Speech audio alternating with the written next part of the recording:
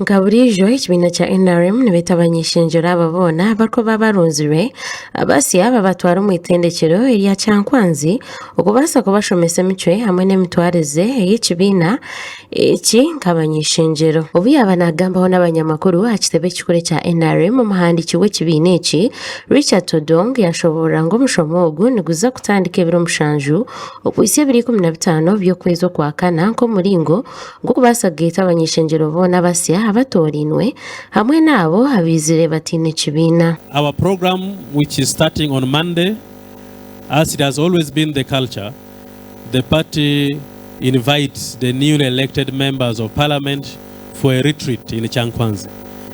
This time the national chairman directed that we should invite all the newly elected members of the 12th parliament for a 1-week retreat in Kyankwazi, which starts on Tuesday and ends on 15th. Odong yashobora ngo ababona abarayita bo mu rukiko uru nibatekatekwa kubasa kuzacisha echa kororo ebiro 6 kubasa kubahamya nk'abarayita bo mu rukiko uru hamwe no kubakebera COVID-19. We need them in Kampala by Monday, which is the 6th, next Monday, to report at Kololo ceremonial ground for accreditation and COVID testing. Ogu yayongera yashobora ngo omushomo ogu niguza kwetabamu abakuru ku rugo mu kibiina kya NRM abasya hamwe n'abakuru otireho na cabinet ministers. Any member of parliament who is newly elected and belongs to the NRM party and all the independents who are affiliated to NRM and are willing to sign memorandum of understanding with NRM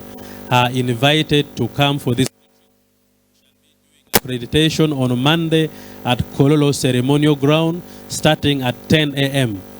We expect you to come ready to travel to Kyankwazi on Tuesday. Kurujira Odong nashobora ngo Abany'Eishengyero abari kurenga 72 bahereza okuhamibwa ng'abari kuhagira ekibiina kya NRM kandi baza kwejumbira omushomo ogu. We are still discussing with many. We know there are close to about 72 independents.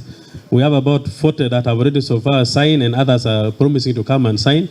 I know by close of tomorrow or by Monday, most of the independent MPs would have signed with the party to work with the party because majority are members of NRM. Omuhwezi w'omuhandiki w'ekibiina kya NRM Rose Namayanja yashobora ngo nibaza kushoma ebintu ebitari kushushana. Ebigenda okwogerwako byebyo ebyetoololera mu manifesto. Bannayuganda kwe basinziira okuyira NRM obululu naye ng'ekisookerwako ddala kye tuyita ideology oba enkola NRM kwe yeesigama okuddukanya eggwanga lino nga batunulira emisingi n'ebigendererwa eb'ekibiina kya NRM. Ababaka baffe abapya aba palamenti ey'omulundi ogwe-12 babenga bategeera bulungi emisingi egyo. Ebyo bikiri aho omushuganisa w'ebyobutegeki omu maka g'omwebembezi w'ihanga Robert Rakandere yashaba Abany'Eishengyero ababona barayejumbira omushomo ogu okutambuza enjiri erigasha Abanyayuganda hamwe n'okuteeka omu nkora ebigendererwa by'ekibiina kya NRM. Nani mbashaba nk'abebembezi ekikukyalo y'omunonga koraza Kyankwazi banze ohurikize ebigendererwa bya gavumenti nibiha engendererwa zayo niziha manifesto ya NRM nkayo omwebembezi w'ekibiina kya NRM orabiremu aharengo rwona watunga omukihoka za Kyankwazi hurikiza munonga w'ekitiinisa General Yoweri Kaguta Museveni nga chairman wa party ebyakugamba tambuza manifesto egyo gitondo mu bantu akaba bayibonera ngo bari yamanya batakuristo bataburirwe njiri. Makuru aga gashakwa Ronald Ngabirano muri Kampala.